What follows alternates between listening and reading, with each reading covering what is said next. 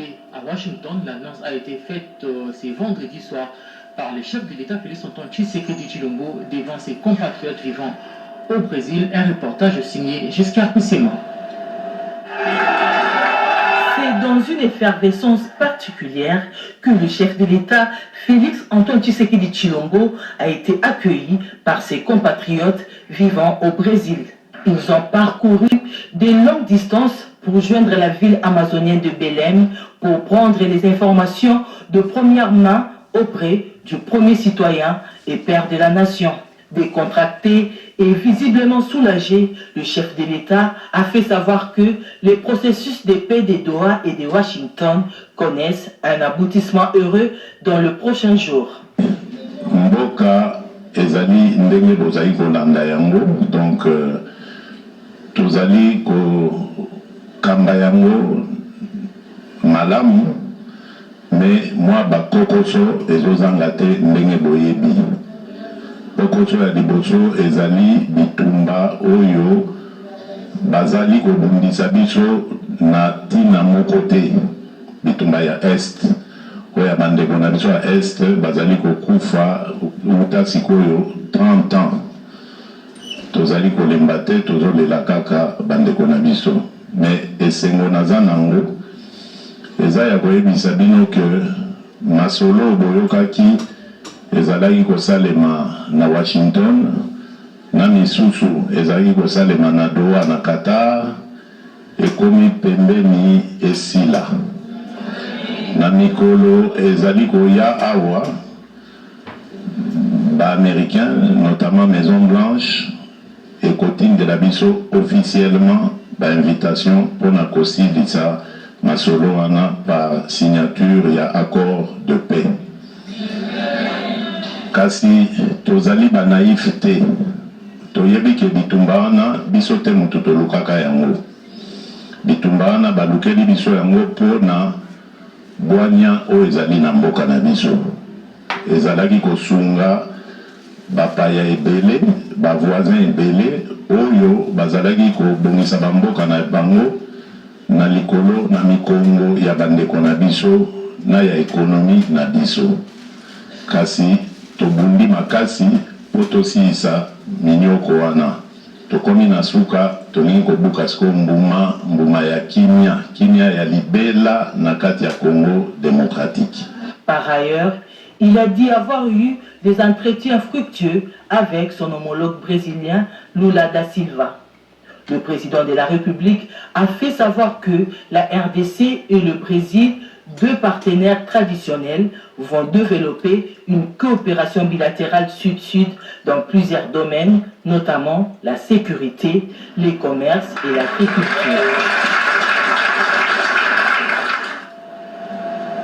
Et de retour à Kinshasa, direction Assemblée nationale pour parler de la clôture des dépôts des candidatures pour le bureau définitif. Les dossiers des candidats sont bel et bien enregistrés et plusieurs députés se sont présentés pour soumettre leur candidature. Parmi eux, la députée de Kinshasa, Christelle Vanga, a déposé sa candidature au poste de rapporteur adjoint. Rendez-vous le mardi 11, le mercredi 13 novembre pour le début de la campagne. Tété Mongoja et Annie Malaka dans ce reportage. À Kinshasa, les temps s'est durci et les ambitions s'affirment. Dans la course au bureau définitif de l'Assemblée nationale, une voix venue de l'Est se distingue. Celle de l'honorable Irachan Gracien de Saint-Nicolas, élu de Gounia dans la province de l'Ituri. Candidat indépendant au poste de rapporteur adjoint, dont la candidature a été déposée après la démission de l'honorable Moulongo. Il prône une opposition républicaine engagée au service du peuple et des institutions de la République à un moment où le pays fait face à l'agression du Rwanda et où plusieurs voix dénoncent des complicités politiques. Il n'y a aucune base légale qui permettra à ce que ma candidature soit élaguée, tout simplement parce que je suis un député national en fonction et je suis en train d'agir suivant notre constitution en son article 101 et suivant notre règlement intérieur à ses articles 27 et 28. Et vous savez que je suis de l'opposition, mais aussi j'ai un document qui me permet aujourd'hui de me représenter en indépendant. C'est ce qui se fait aujourd'hui et donc il n'y a pas de raison pour que cette candidature soit déclarée irrecevable. Issu d'une région meurtrie mais résiliente, Irachan Gracien veut incarner une autre manière de faire la politique fondée sur la transparence, le patriotisme et la responsabilité. Dans un climat de tensions et de défis nationaux, sa candidature se veut en appel à l'unité et à la défense de la République. À l'Assemblée nationale, l'élie de Bunia entend prouver que l'indépendance peut aussi être un acte de courage. La plénière solennelle pour l'élection du bureau définitif est prévue ce jeudi 13 novembre à partir de 13h. Les candidats retenus y présenteront leur message avant le scrutin.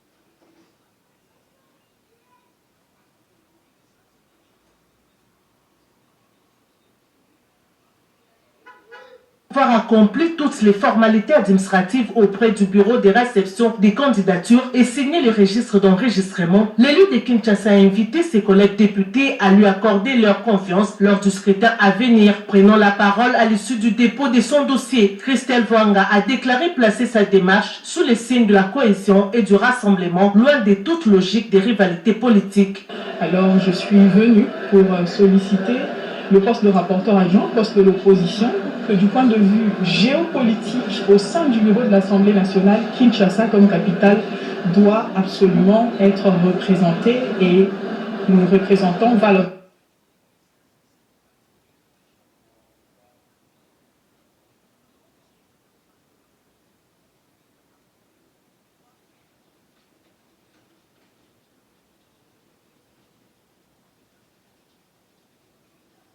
Kinshasa et je réitère encore pour le dire, à ce jour, j'occupe le poste de vice-présidente en Afrique des femmes parlementaires de l'opposition et donc c'est un honneur pour nous d'occuper ce poste qui est destiné à l'opposition. Dans le même registre, le député Jetro Muyombi, l'élu de Lubumbashi, est revenu sur le soutien apporté au candidat de l'Union sacrée Aimé Boger qu'il qualifie de choix de l'unité et de la stabilité institutionnelle. Le règlement dit que ce poste revient à la majorité présidentielle, à l'Union sacrée.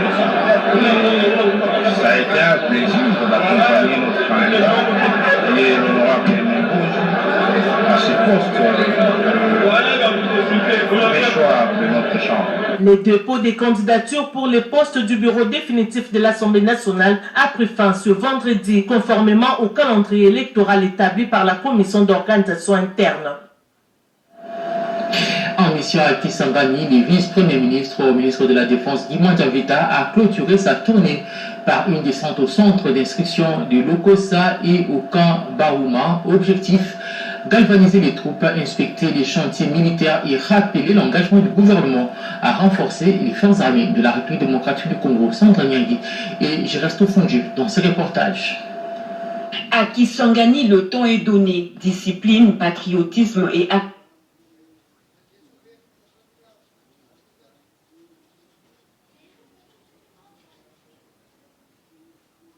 le vice-premier ministre, ministre de la Défense nationale et des anciens combattants n'a pas mâché ses mots face aux troupes. Avant de regagner Kinshasa, il a tenu à réarmer moralement les nouvelles recrues et relancer les projets clés pour redynamiser les FRDC. Au cours d'une causerie morale, Maître Guy Kabombo Mandiavita a salué leur patriotisme et leur engagement volontaire dans les rangs des FRDC. Il a insisté sur l'importance de la discipline et de l'attachement à la patrie tout en réaffirmant que le président de la République, chef de l'État, commandant suprême des FRDC, Félix-Antoine Tshisekedi Tshilombo ne ménage aucun effort pour la redynamisation des forces armées et l'amélioration de leurs conditions. Je suis venu vous voir au nom du président de la République, Félix-Antoine Tshisekedi Tshilombo, commandant suprême des forces armées de la République démocratique du Congo, pour vous rassurer.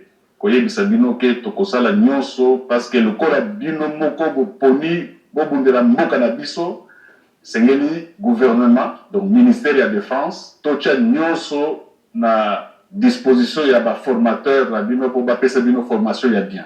C'est pour cela que je vous remercie beaucoup pour votre dévouement et la volonté de défendre notre pays. Dans une approche de proximité, le vice-premier ministre, ministre de la Défense nationale, accompagné du chef d'état-major général adjoint, le lieutenant-général Chaligonza Nduru Jacques, a également visité le centre d'entraînement de Baouma, où il a tenu un échange similaire. Il a inspecté plusieurs infrastructures militaires en cours de rénovation et procédé au lancement officiel de la cabine électrique desservant les sites de Lokossa et de Baouma à la grande satisfaction des bénéficiaires. Enfin, fidèle à son esprit d'écoute, Maître Guy Kabombo Modianvita a rencontré les épouses et veuves des militaires. Dans un échange interactif, il a promis de continuer à plaider leur cause et leur a remis une enveloppe pour subvenir. 60 médecins congolais se rendent au Maroc pour un stage de perfectionnement. Le ministre de la Santé a remis des titres de voyage et passeport aux médecins en les invitant, allais-je dire, au professionnalisme et saisir cette occasion pour apporter un plus au pays. Robert Ndaye et Turbo Chimamba. Le président de la République, Félix-Antoine Tshisekedi Tshilombo, dans le cadre de la couverture santé universelle, place la formation des professionnels de santé au cœur de ses priorités. Cette initiative, pilotée par le ministre de la Santé publique, Dr Samuel Roger Kamba, vise à renforcer le système de santé en offrant aux médecins l'opportunité d'acquérir de nouvelles compétences et de se spécialiser dans divers domaines médicaux. C'est dans ce cadre que le ministre de la Santé publique, Dr Samuel Roger Kamba, a supervisé personnellement la remise des documents, titres de voyage et passeports aux médecins et personnels de santé qui se rendent au Maroc ce samedi 8 novembre 2025 pour une formation. Le ministre de la Santé publique a encouragé les médecins à tirer les meilleures parties de cette opportunité, leur rappelant l'impact positif qu'ils auront à leur retour sur le système de santé en République démocratique du Congo. Dans le cadre de sa politique et de sa vision de la couverture santé universelle, qui est une stratégie d'amélioration de l'accès aux soins pour nos populations, nous avons décidé de travailler sur les 3 axes essentiels qui sont: le premier, c'est l'amélioration de l'offre de soins, c'est-à-dire ce qu'on trouve quand on va à l'hôpital, quand on va voir un personnel de santé. Et deuxièmement, est-ce qu'on trouve du personnel qualifié? Les médecins et le personnel de santé sélectionnés ont exprimé leur gratitude au président de la République, premier médecin de la RDC, au gouvernement pour cette grâce qu'ils ont aujourd'hui. Grâce à l'engagement du gouvernement de la République et au soutien du chef de l'État, ces personnels de santé auront l'occasion de se perfectionner, contribuant ainsi à la réalisation de la couverture santé universelle souhaitée par le premier citoyen congolais, Félix-Antoine Tshisekedi Tshilombo. Et parlons de cette rencontre du ministre des hydrocarbures de pays africains à l'occasion de la 48e session du Conseil des ministres des hydrocarbures à Brazza, au terme de laquelle la ministre Akasia Batoubolé a été désignée vice-présidente de l'Organisation de pays producteurs de pétrole africain. Eric Kabamba. L'RDC a marqué un point majeur sur la scène énergétique africaine. La ministre d'État, ministre des hydrocarbures, Akasia Batoubolé, a été désignée vice-présidente de l'Organisation des pays producteurs des pétroles africains.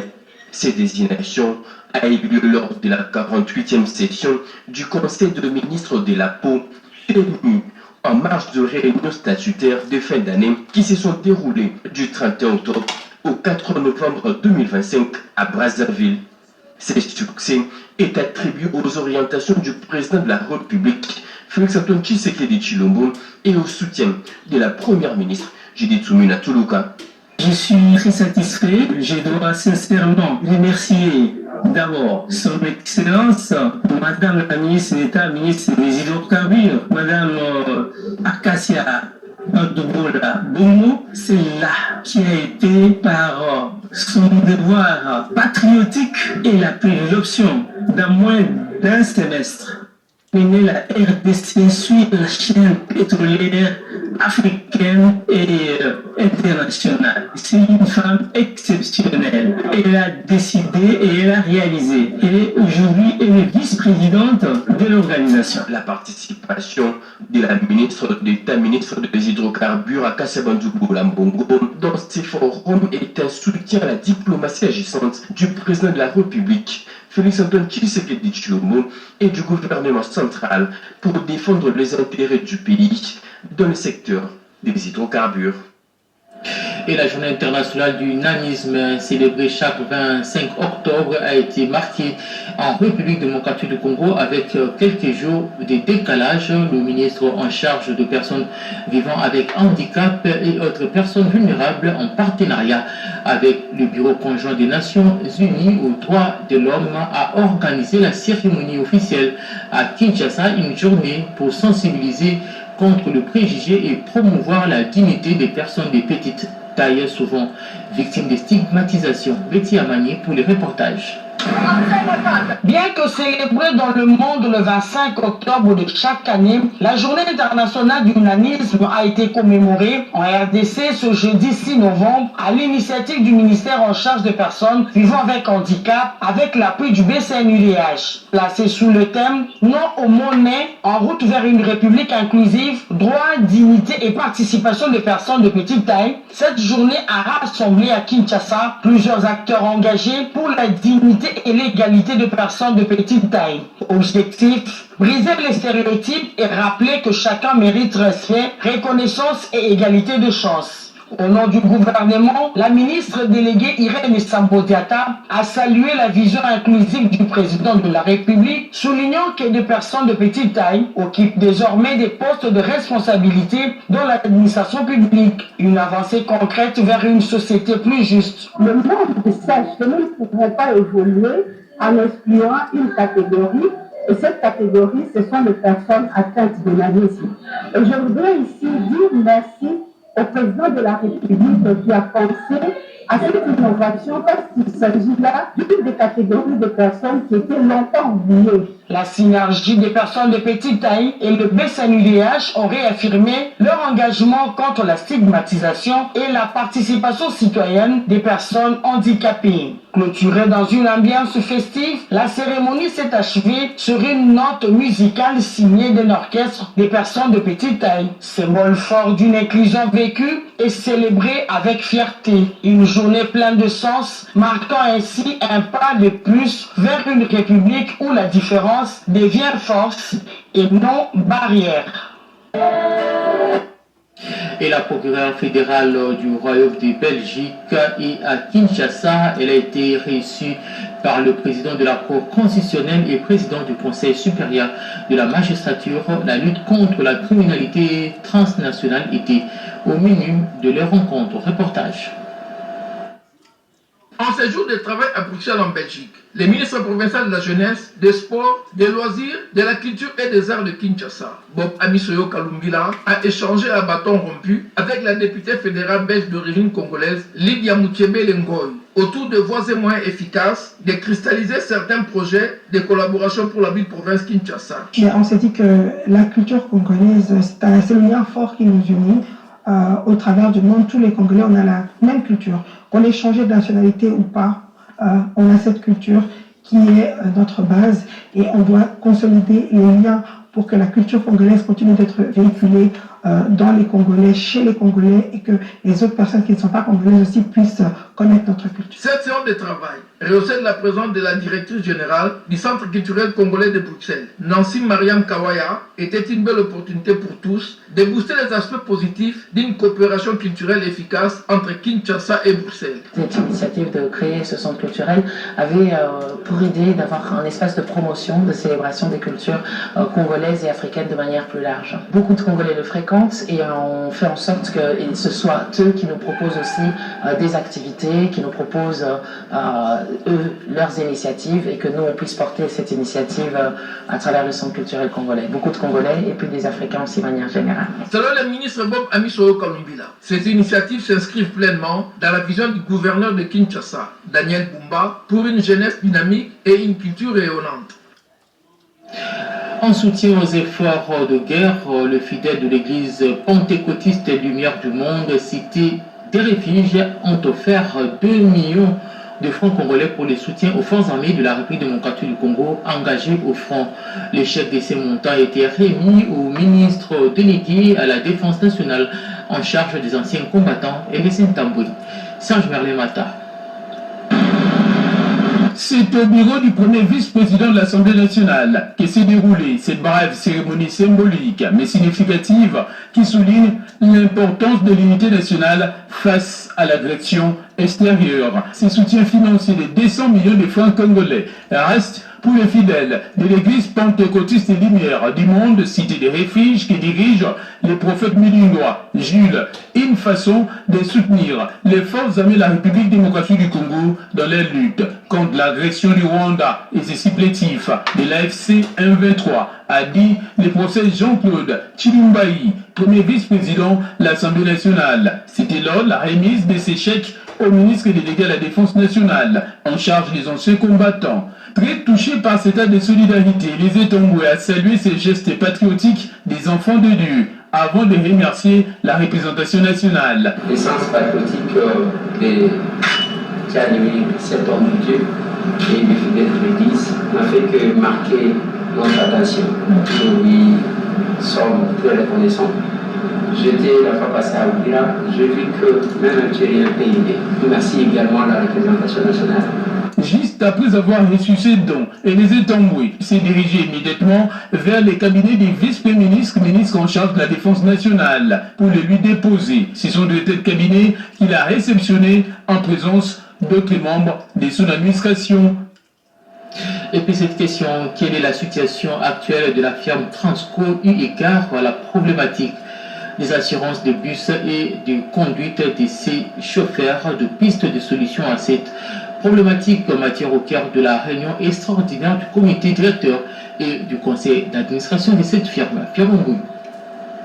Passer au crible de manière rigoureuse l'état des lieux actuel de la firme de transport en commun dans toutes ses dimensions à travers la problématique multisectorielle et multiforme des assurances de bus Transco d'une part et de la conduite des chauffeurs d'autre part. Telle était l'une des résolutions et articulations phares de la réunion extraordinaire du conseil d'administration de cette firme à vocation hautement sociale. Il s'agissait de faire un examen sur la situation générale du Transco et voir dans l'ensemble ce qui peut être fait pour améliorer les choses. Rehausser de la présence des membres du comité de gestion, des administrateurs, des directeurs chefs de département et de la présidente de la délégation syndicale de Transco, cette réunion axée sur les pistes des solutions a permis au directeur général de fixer l'opinion sur le processus de la digitalisation des activités de ces services publics de l'État. Le Conseil a aussi fait des recommandations assez efficaces et il y a eu encore des pistes de solutions envisagées pour pallier à ces déficits-là.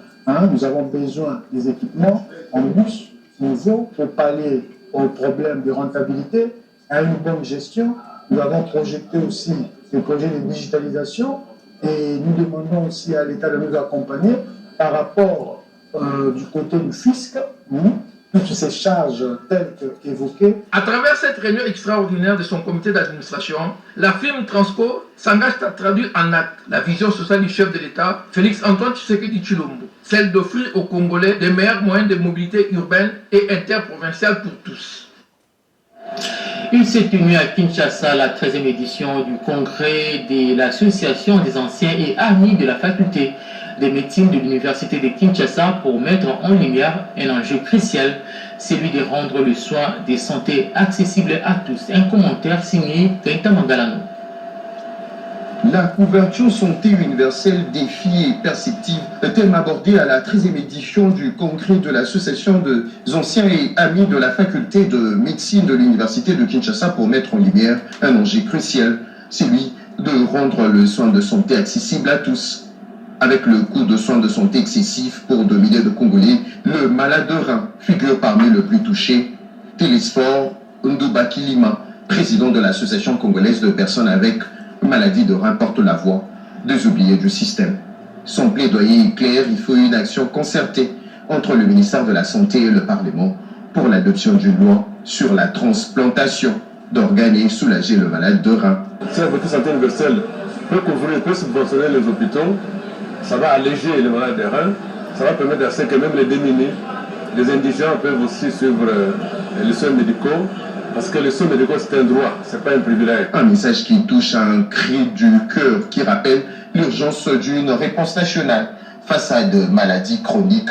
Le gouvernement congolais s'est vu à l'écoute de préoccupations.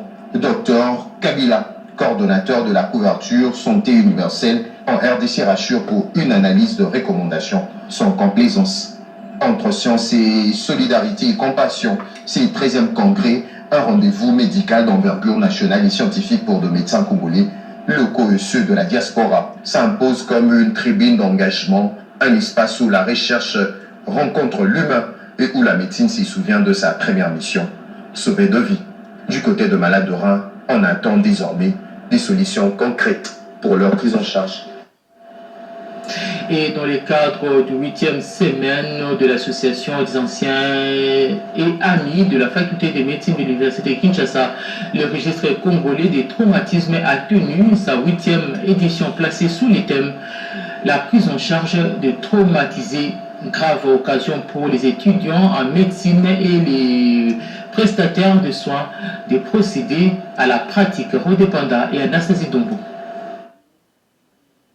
Le registre congolais de traumatisme, RECOTRAUMA, vient de respecter la tradition avec la tenue de son 8e séminaire, qui se greffe au 13e congrès de l'Association des anciens et amis de la faculté de médecine de l'université de Kinshasa à Sultani River. La prise en charge des traumatisés graves en préhospitalier, c'est le thème qui était au centre des échanges avec plusieurs orateurs qui ont tour à tour expliqué la quintessence, notamment la généralité sur les traumatismes graves avec le docteur Mtakalor, les brûlures, expliquées par le docteur Ndinga et plusieurs hôpitaux membres du RECOTRAUMA ont partagé aussi leurs expériences locales sur la prise en charge locale des cliniques. Le professeur Ntiala John, le président du RECOTRAUMA, et le professeur Jean-Robert Nzamouchi, secrétaire général, donne l'essentiel de cette rencontre. Centré sur la prise en charge des traumatisés graves. On voit encore aujourd'hui, quand il y a un accident, les gens, au lieu de s'occuper de la victime, les gens se précipitent plutôt pour faire des photos et envoyer des photos dans les réseaux sociaux. On aimerait que cette attitude cesse, qu'on soit médecin ou pas, qu'on soit infirmier ou pas, ou personnel de santé ou pas, tout le monde peut porter secours à un accidenté de la route. Donc ce préalable, ce pré-hospitalier, nous avons insisté pour qu'il soit managé le mieux possible pour qu'il puisse finalement, pour qu'on puisse faire en sorte que le patient soit pris en charge dans les meilleures conditions. Donc c'est la phase initiale sur laquelle nous avons insisté lors de ce 8e séminaire de RECOTRAUMA. C'était donc une occasion offerte pour les étudiants en médecine et les prestataires de soins de santé de procéder à la pratique sur ce sujet. Le RECOTRAUMA est aujourd'hui la réponse nationale en matière de la traumatologie.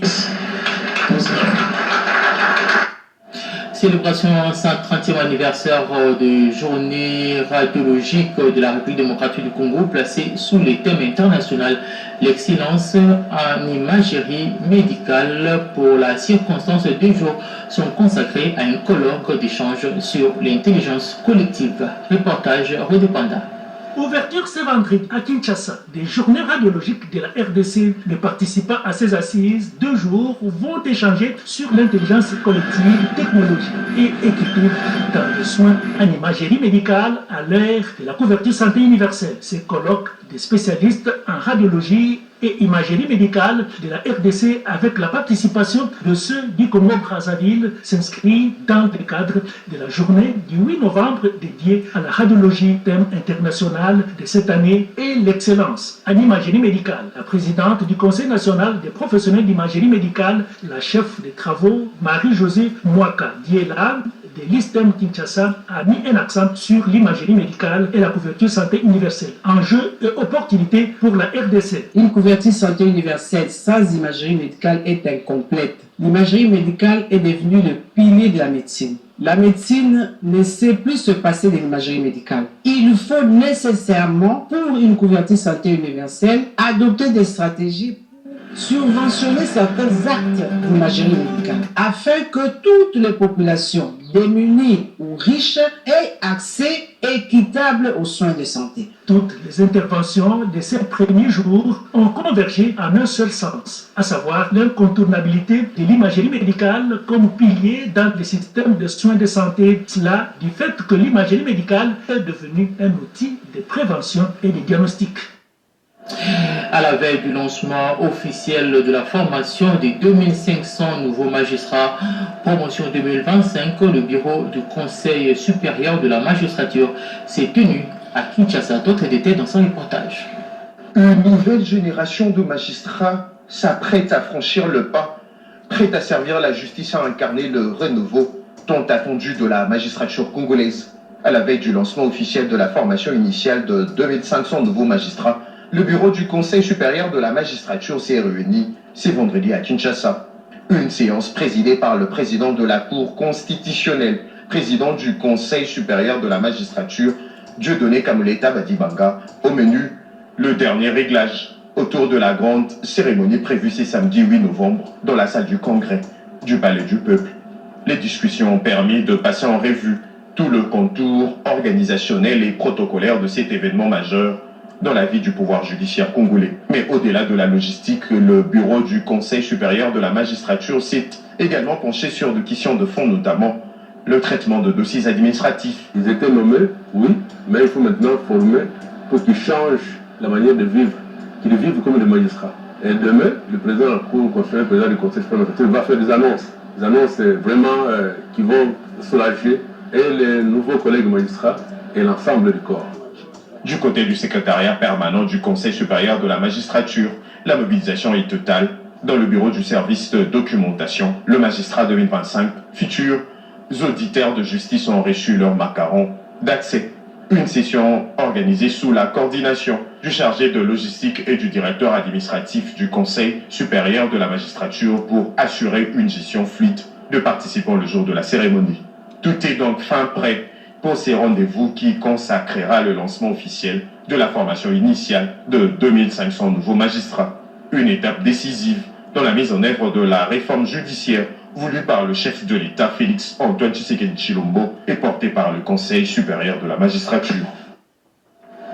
Une délégation du Fonds national d'entretien routier a visité le 28 octobre les travaux financés par les FONER à Tchikapa en compagnie du gouverneur du Kasaï, qui a même félicité les œuvres effectuées dans les cadres de la lutte anti-érosive et voirie dans ces coins de la RDC. Gaëtan Mangalam. De travaux de lutte anti-érosif et voirie financés par d'entretien routier visités par ces délégations accompagnées du gouverneur de province du Kasaï dans ces quartiers communes de Tchikapa. À Tumba Monamonza, plusieurs infrastructures et édifices historiques sauvés de la menace d'un ravin qui avait englouti plusieurs maisons. Nous remercions infiniment le gouverneur pour sa venue. Cela prouve qu'il a le souci de sa population. Au site érosif de Sogajik et à l'école Kapongo, le constat est plutôt satisfaisant, déclare le gouverneur de province qui remercie le FONER pour ses œuvres dans la province du Kasaï. On est à 90% satisfait de l'accompagnement du FONER et nous disons merci à M. le DG, le directeur général du FONER, qui ne se lasse pas, qui continue toujours à soutenir la province du Kasaï. Voilà de quoi faire réagir le chef de la délégation du FONER, aussi le directeur provincial de l'office de voirie et drainage, maître d'ouvrage. Nous sommes d'abord satisfaits de l'effort que l'autorité du FONER a pu entreprendre pour le financement de la lutte anti-érosive dans cette ville qui est un fléau terrible. Une joie immense d'avoir reçu la délégation du FONER qui est venue chez nous, visiter les travaux que l'OVD est en train d'exécuter. La population de ces coins de la RDC salue à travers ces nombreuses réalisations le leadership de Pierre Bundokin, directeur général du FONER, de travaux à impact visible qui entre dans le cadre de la vision du président Félix Tshisekedi, le peuple d'abord. Vers un partenariat stratégique entre la République démocratique du Congo et l'Angola pour la mobilisation des villes congolaises et améliorer le cadre de vie de la population. La ministre déléguée en charge à l'urbanisme et à l'habitat, Chantal Angèle Yogobakasa, a reçu une délégation de la firme angolaise Cadrigo. L'idée est de matérialiser la vision du chef de l'État, Félix Antoine Tshisekedi Tshilombo, relative à rendre les villes congolaises plus propres. Reportage.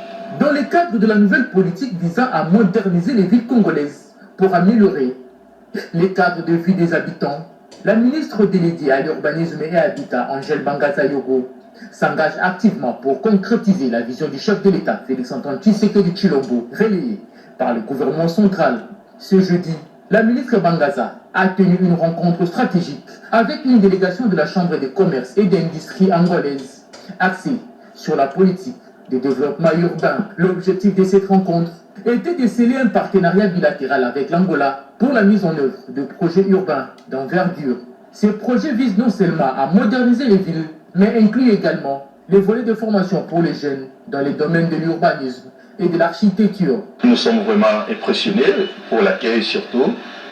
Madame la ministre nous a offert, nous sommes ici accompagnés avec les entreprises.